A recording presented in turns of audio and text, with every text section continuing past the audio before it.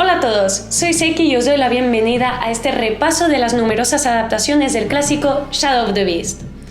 Desde su debut en Amiga en 1989, este juego cautivó a todos por su asombroso acabado visual y sonoro, y también desesperó a unos cuantos por su dificultad. Hoy descubriremos cómo se trasladó esta experiencia a un sinfín de sistemas a lo largo del tiempo. ¡Que comience la comparativa!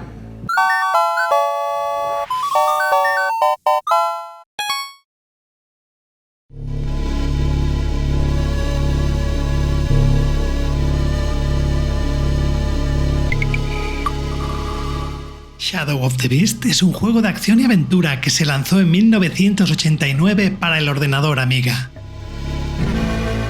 Desarrollado por Reflections y publicado por Psygnosis, el título destacó por su impresionante apartado técnico y atmósfera única. El juego narra el viaje de venganza del humano Arbrom contra el execrable señor de las bestias Meltoth, quien lo sometió y convirtió en un monstruo a su servicio. Para llegar hasta él, nuestro protagonista deberá recorrer intrincados escenarios plagados de trampas y criaturas variopintas, a las que combatirá con sus puños y armas arcanas. Aunque el desarrollo se enfoca en la acción, el juego cuenta con algunos elementos de puzzle. Estos tomarían más protagonismo en futuras entregas de la serie. Shadow of the Beast presenta unos gráficos vibrantes y detallados, donde sobresale su escenario exterior, dotado con numerosos planos de scroll. Pero no todo brilla en el ámbito visual. Si bien la mayoría de sprites gozan de un excelente acabado y fluidas animaciones, algunos no se han tratado con el mismo mimo. En el apartado sonoro, Shadow of the Beast no se prodiga en efectos de sonido, pero su envolvente banda sonora, compuesta por David Whittaker, refuerza la experiencia de juego a la perfección.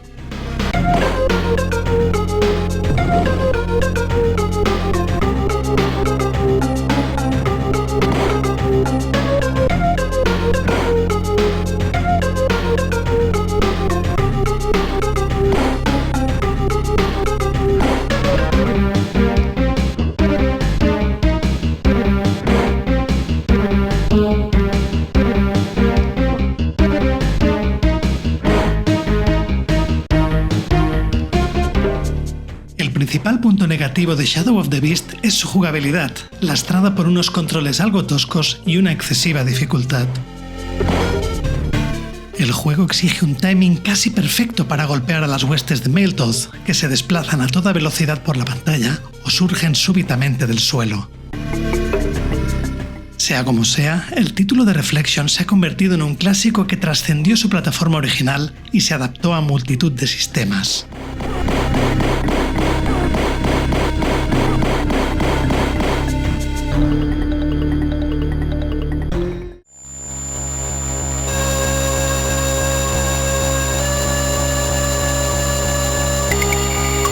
La conversión de Eldritch the Cat para Atari ST es decepcionante. Al contar con un hardware inferior, no esperábamos una réplica exacta del original, pero sin duda podría haberse logrado una adaptación mucho más digna. El empobrecimiento estético, con gráficos menos coloridos y detallados, aún podría justificarse si redundara en favor de la jugabilidad. Pero es que esta versión es ostensiblemente menos fluida que la de Amiga y se ve azotada por abundantes ralentizaciones. Por si esto fuera poco, no tiene banda sonora in-game y se han suprimido numerosos enemigos.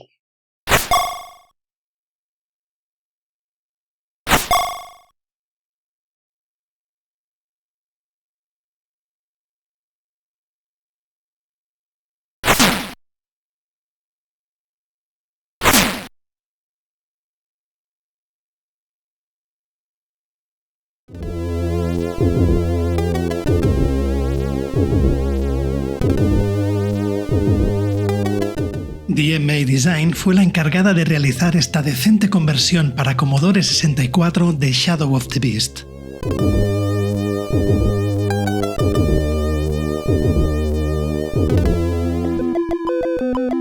El conjunto gráfico se mueve en este sistema con una fluidez increíble. Esto es especialmente patente en el escenario inicial, que conserva el parallax scrolling de las versiones de 16 bits. Dotados de generosos sprites, los enemigos se han recreado de forma bastante convincente. Sin embargo, en los escenarios el resultado es más irregular.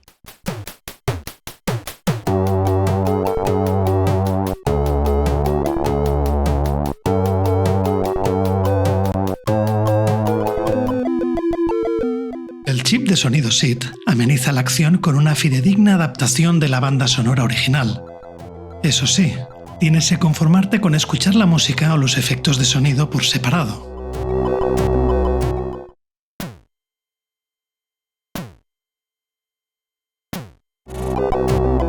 A pesar de su exigente sistema de detección de colisiones, esta versión es un poco más accesible que la de Amiga, y también algo más corta, ya que algunas zonas se han simplificado o directamente suprimido, como el nivel del jetpack.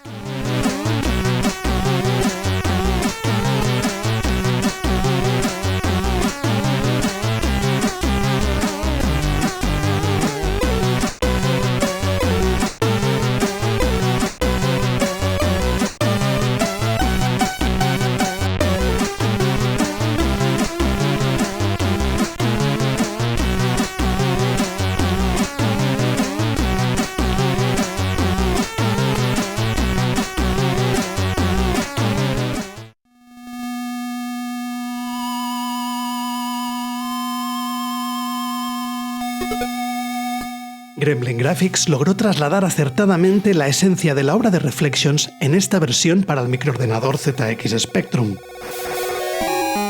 El apartado gráfico y sonoro es admirable para la máquina de 8 bits de Sinclair y el control, desde mi punto de vista, superior al del juego original.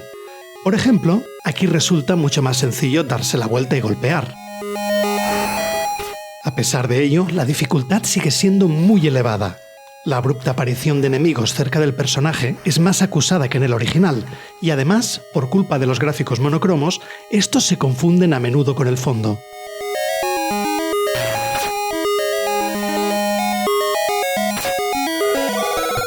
Aunque aquí sí están presentes todas las zonas del juego de Reflections, la variedad de enemigos se ha visto reducida drásticamente.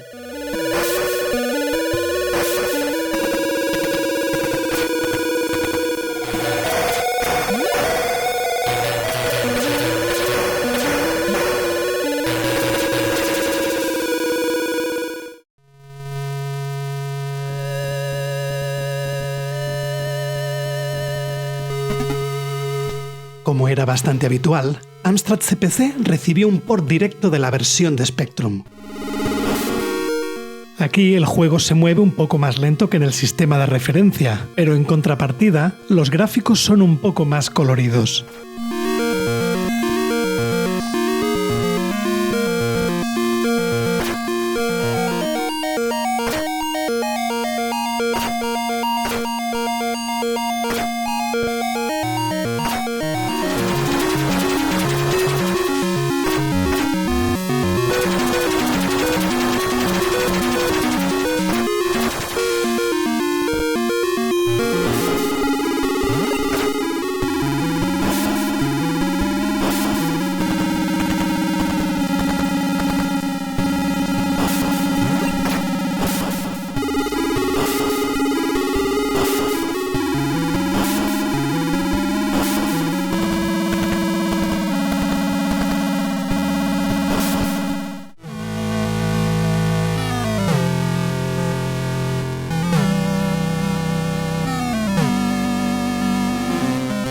Durante 1990 estuvo en desarrollo una versión para los ordenadores de 8 bits de Atari, pero el estudio responsable, Harlequin Software, desapareció y el juego no pudo completarse.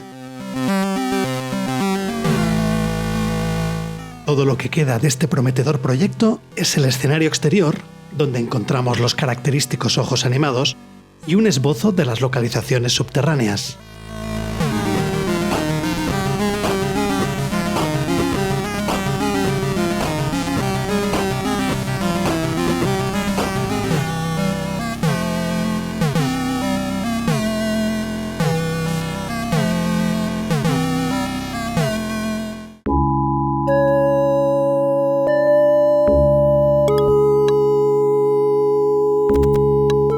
De la mano de WJS Design llegaría en 1991 el port para Mega Drive.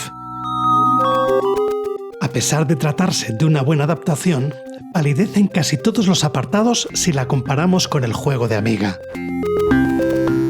Por limitaciones técnicas, los gráficos muestran menos colores y la banda sonora no es capaz de reproducir la atmósfera que emana del chip Paula en el ordenador de 16 bits de Commodore.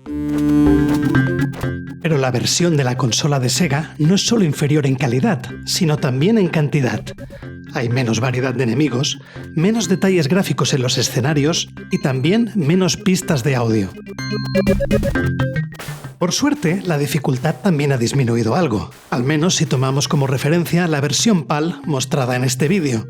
La que se lanzó fuera de Europa para el mercado NTSC corría por error a demasiada velocidad. En esta versión, la única diferencia significativa, aunque irrelevante para la experiencia de juego, fue la inclusión de un sistema de puntuación.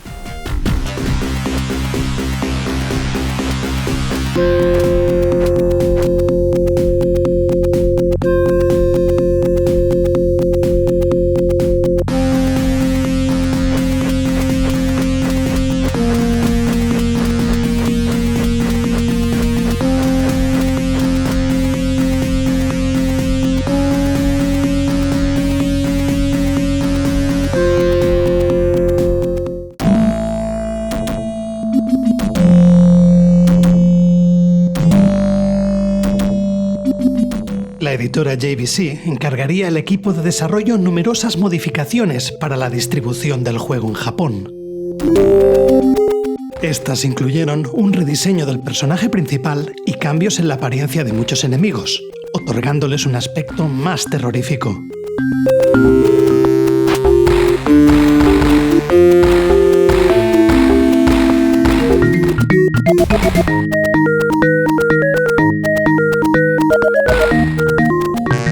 En cuanto al sonido, se renovó la melodía de la pantalla de inicio y se mejoraron varios efectos.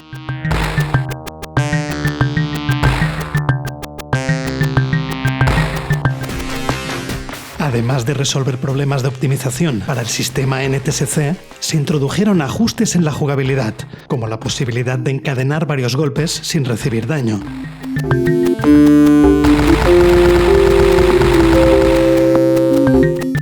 Asimismo, para rebajar aún más la dificultad, se añadió una poción extra en una zona crítica del nivel del castillo y la posibilidad de aumentar la vida hasta 18 puntos desde el menú principal. Una novedad destacable fue la secuencia final adicional, donde se muestra a Arbrom recuperando parte de su aspecto humano.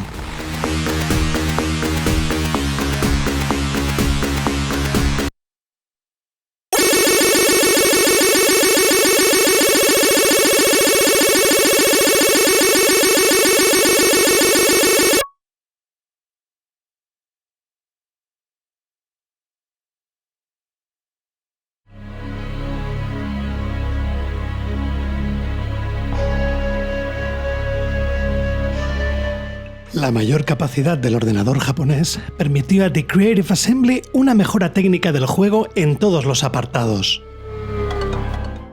Los gráficos lucen más detallados y tienen más animaciones, y la música remasterizada y los efectos suenan mejor que nunca. Además, se han añadido secuencias animadas entre las zonas del juego. No obstante, consideramos que la dirección artística de la versión de Amiga es más adecuada. En FM Towns, algunos sprites pecan de ser demasiado cartoon, lo que resta coherencia al conjunto gráfico, y la música que acompaña el juego es menos sombría. Todo esto difumina significativamente la atmósfera inmersiva que conseguía transmitirnos el título de Reflections.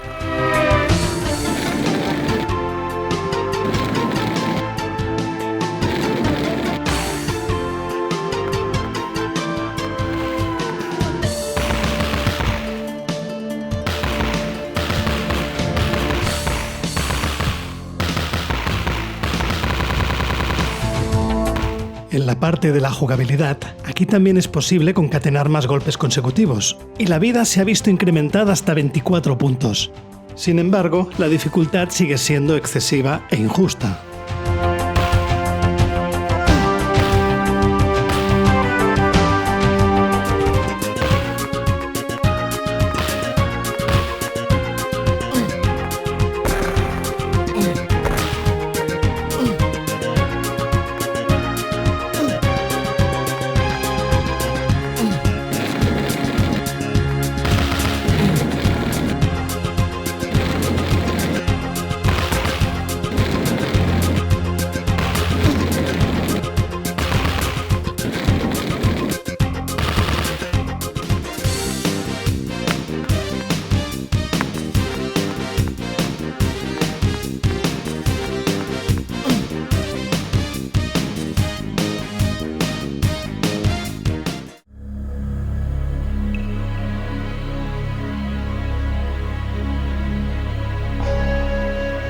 DMA Design también estuvo a cargo de la adaptación para PC Engine CD, considerada por muchos como la mejor opción para jugar a Shadow of the Beast. Por limitaciones de hardware, el estudio británico tuvo que sacrificar algunos planos en el parallax scrolling y tomó decisiones cuestionables en el diseño de algunos fondos. No obstante, en contrapartida, muchos escenarios cuentan ahora con un montón de elementos animados que resultan bastante atractivos. En el apartado visual, esta versión ofrece varias ventajas sobre la de Amiga. Por ejemplo, el personaje principal cuenta con más frames en algunas animaciones y los enemigos presentan una paleta de colores más amplia. Además, el sistema de NEC mantiene las cinemáticas y las remezclas musicales de FM Towns. Con todo, el juego original sigue viéndose y sonando mejor en conjunto. Sea como sea, la principal bondad de esta conversión es su jugabilidad, bastante más ajustada que en las demás versiones. Entre otras cosas, esto fue posible gracias a unos controles más responsivos, un mejorado sistema de colisiones y modificaciones en la frecuencia de aparición de enemigos.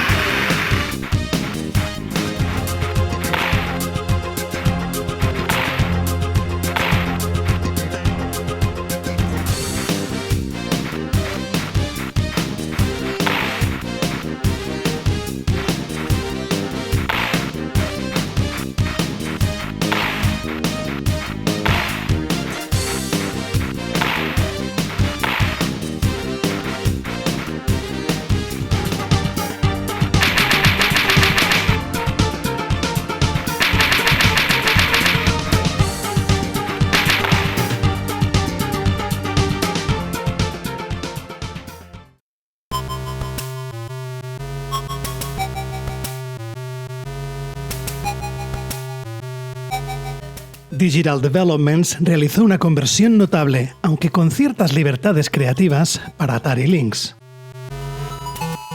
A pesar de la inferior resolución de la portátil, esta adaptación ofrece una experiencia visual magnífica. Y el apartado sonoro tampoco se queda atrás, con una convincente adaptación de las partituras originales.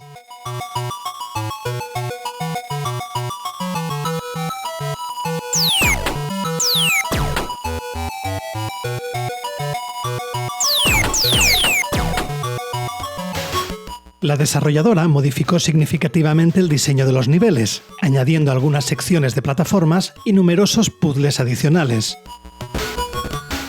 El componente de aventura se vio reforzado con la implementación de un sistema de inventario. Asimismo, los cambios también afectaron al aspecto de muchos enemigos y algunos jefes. Debemos destacar aquí la recreación mucho más impactante del enemigo final.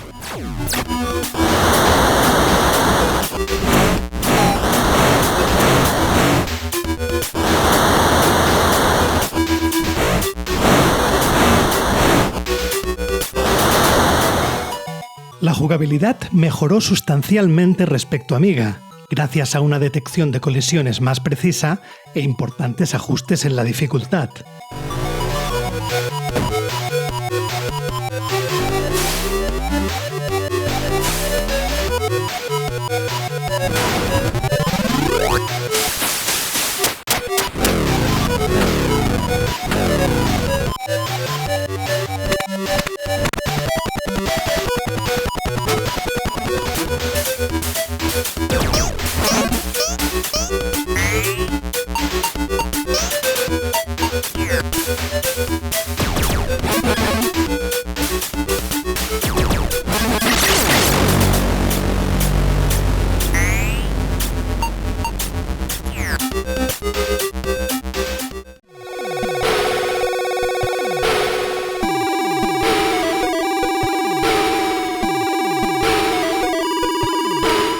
Tecmagic desarrolló una irregular conversión de Shadow of the Beast para Master System. Aunque los escenarios muestran cierta vacuidad y se ha reducido drásticamente la cantidad de enemigos simultáneos en pantalla, cabe decir que el estudio hizo un trabajo destacable en la parte gráfica. Los detallados sprites se mueven con suavidad por los entornos, exhibiendo animaciones de notable calidad. Incluso, esta versión cuenta con una secuencia exclusiva para mostrar la respiración del protagonista.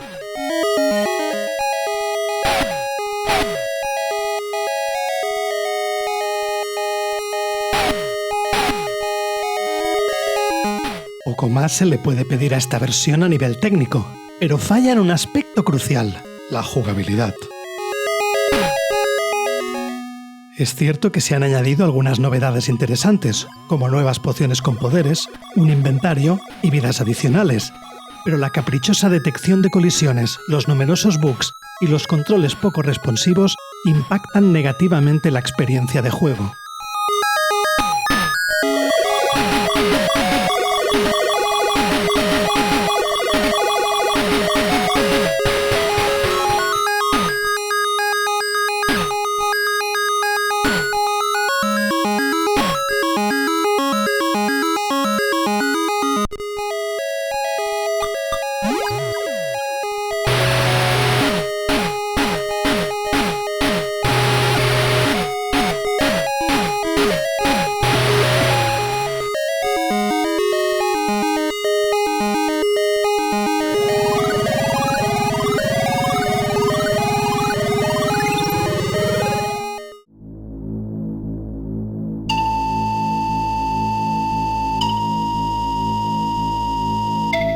Con el objetivo de lanzar Shadow of the Beast en Super Nintendo, IGS realizó una adaptación menos sombría y aterradora. Para ello, redibujó numerosos enemigos y elementos de la escenografía, eliminando cualquier rastro de sangre.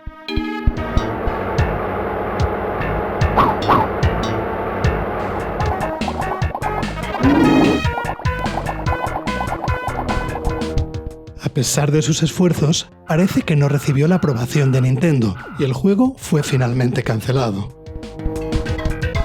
No obstante, se filtró un prototipo pocos meses después de su presentación en el CES del verano de 1992. Diversos bugs y carencias, como la ausencia de secuencias entre los niveles y la falta de feedback cuando golpeas a enemigos más resistentes, sugieren que se trata de una versión inacabada. Afortunadamente, la versión family friendly de IGS puede disfrutarse de principio a fin. Si bien gráfica y sonoramente ahora el juego es más alegre, la dificultad sigue siendo igual de endiablada que siempre, obligando al jugador a apoyarse más en la memorización que en la habilidad para ir superando cada sección. Eso sí, de poco servirá haber jugado al original, ya que el diseño de los niveles se ha modificado sustancialmente.